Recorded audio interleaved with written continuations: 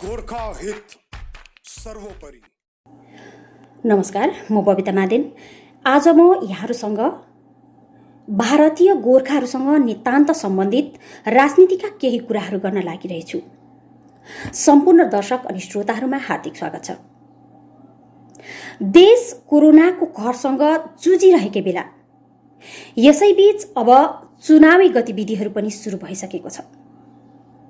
गत केही दिन अघि मात्र भाजपाले गृहमन्त्री अमित शाहको नेतृत्वमा भर्चुअल र्याली सम्पन्न गरेर अर्को साल यानि कि 2021 मा हुने बंगाल विधानसभा चुनावको बिगुल फुकिसकेको छ। यता राज्यका तृणमूल सरकार पनि चुनावी व्यायामतर्फ लागिसकेका छन् भने हुन सक्छ चुनावलाई नै मध्यनजरमा राखेर यसपटक पहाडमा पनि केही नयाँ राजनीतिक पार्टीहरू देखा पर्ने सम्भावना रहेको छ। बंगाल देशकै राजनीतिमा निकै ठूलो भूमिका खेल्ने राज्य। यति मात्र होइन, बंगाल विधानसभा चुनाव देशको दुई शीर्ष महाशक्तिमाझ घमासानको लडाई पनि हो। यसै कारण पनि बंगाल विधानसभा चुनावले सदैव राष्ट्रको ध्यानाकर्षण गर्दै पनि आइरहेको छ। राज्यमा मार्क्सवादी कम्युनिस्ट पार्टीको 34 वर्षे लामो शासनको अन्त्य गरेर विधानसभा चुनाव 2011 मा मुख्यमन्त्री ममता ब्यानर्जीको नेतृत्वमा तृणमूल कांग्रेस बंगालको सत्तामा आसीन भएको थियो। देशका बाँकी हिस्सालाई बंगालको चुनाव एउटा चासोको विषय हो। राज्यवासी अर्थात् अन्य समुदायहरूको निम्ति चुनाव विकास र परिवर्तनको लहर हो, जहाँ आम मानिसहरूको आर्थिक, सामाजिक अनि राजनैतिक अधिकारमा उन्नति र प्रगतिको मार्ग प्रशस्त हुन्। तर पहाड, तराई र डुवर्सवासी गोर्खाहरूमा बंगाल विधानसभा चुनावको केही छुट्टै महत्व छ। यो महामारीको समयमा अहिले राजनीतिका कुराहरू प्रासंगिक होइन भनेर पनि यहाँ कतिपयले सोच्नु स्वाभाविक हो। तर सबैलाई विदित भएकै कुरा हो, महामारी त केही कालपछि जारी नै छ। महामारीदेखि त केही कालपछि छुटकारा पाइने नै छ। स्थिति साम्यसँगै देशमा फेरि उठ्नेछ सीएए, एनआरसी र एनपीआर जस्ता मुद्दाहरू। तब फेरि स्थिति असामान्य हुनेछ र फेरि उठ्नेछ हक, हित र अधिकारका कुराहरू। अनि त्यही असुरक्षित वातावरणबाट प्रस्फुटन हुनेछ भारतीय गोर्खाहरूको असुरक्षाको संकट पनि। लोकसभा चुनाव 2019 मा भाजपाको संकल्प पत्रमा उल्लेखित पहाडको स्थायी राजनैतिक समाधानभित्र भारतीय गोर्खाहरूको सुरक्षित नागरिकताको समाधान लुकेको छ। धेरैलाई यस्तै लाग्छ। भाजपाले चुनाव जितेर सरकार गठन गरेको पहिलो वर्ष पूरा गरिसके पनि स्थायी समाधानको रूप अनि प्रकार बारे भने आज पनि जनता अनभिज्ञ छ। विगत 1 शताब्दी अधिकदेखि पाथीमा रहेको मुद्दा पार लाग्न 12 महिनाको समय पर्याप्त हुँदैन। तर समाधान खोज्ने तयारीप्रति जुड्नै नसकिने यति कम समय पनि यो कदापि होइन। चुनावको समय तातिएको माहौल चुनाव पश्चात एकाएक निष्क्रिय भएर जानुले पनि कैयौं प्रश्नहरूलाई जन्म दिएको छ। हुन सक्छ बाँकी गठबन्धन दलहरूले चुनाव अघि जनतासँग गरिएको वादाहरूप्रति नैतिक जिम्मेवारी वहन गर्दै भाजपाका सांसद अनि विधायकलाई दबाब दिइरहेकै होलान्। यो पनि हुन सक्छ सांसद विधायकद्वयले पनि आफ्नै स्तरमा आफ्नो पार्टीको नेतृत्व सहकर्मीहरूमा पहाड अनि गोर्खाहरूको समस्याबारे विश्वासमा लिएर मुद्दाप्रति समर्थन जुटाउने प्रक्रियामा लागिरहेकै होलान्। तर जनतालाई यो किन नजर आइरहेको छैन? यदि नेतृत्वहरू साँच्चै आफ्नो जिम्मेवारीमा समर्पित छ भने यसको आभास जनतालाई हुन पर्ने हो। जनतालाई यसको आभास हुन नसकेको हो अथवा नेतृत्वहरू आफ्नो जिम्मेवारी र कर्तव्यमा चुकेका हुन्, प्रश्न उब्जनै सक्छ। यसमा कुनै सन्देह छैन कि सांसद विष्टले सदनमा उठाएका ज्यादा जस्तो मुद्दाहरू पहाड केन्द्रित थियो।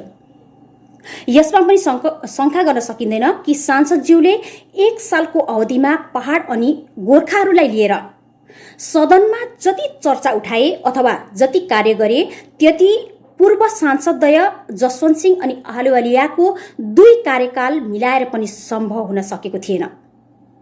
तर यहाँ जनताको मूल आकांक्षा हो भाषा, साहित्य, संस्कृतिको आधारमा बंगालदेखि छुट्टै स्वतन्त्र राजनीतिक, सामाजिक, आर्थिक स्वशासित व्यवस्थाको स्थापना। पहाड अनि सर्वभारतीय स्तरमै छरिएर बसेका गोर्खाहरूको निम्ति उक्त व्यवस्थाको शीघ्र समाधान गरिन यसकारण पनि जरुरी देखिएको छ कि केही काल यता केन्द्र सरकारका कतिपय परियोजनाहरूभित्रका कानुनी हतियारहरूले गोर्खा समुदायको जरामै प्रहार हुन सक्ने सम्भावना पनि देखिएको छ। एउटा यथार्थ यो पनि हो, भलै सरकारका आधिकारिक वर्षले तोकेका प्रमाणपत्रहरू नहोला, तर पहाड, तराई र डुवर्सको सिङ्गो भूमि नै गोर्खाहरू यहाँका खाँटी रैथाने हुन् भन्ने प्रमाण पनि हुन्, जुन प्रमाणलाई देशका सदनमा प्रस्तुत गरेर कुनै नतिजा निकाल्नेछ भन्ने सांसदप्रति जनताको अपेक्षा हो। एउटा कुरा यो पनि स्पष्ट छ, चुनावी माहौललाई छोडेर अन्य बेला भाजपाले पहाडलाई कुनै महत्त्व दिँदैन।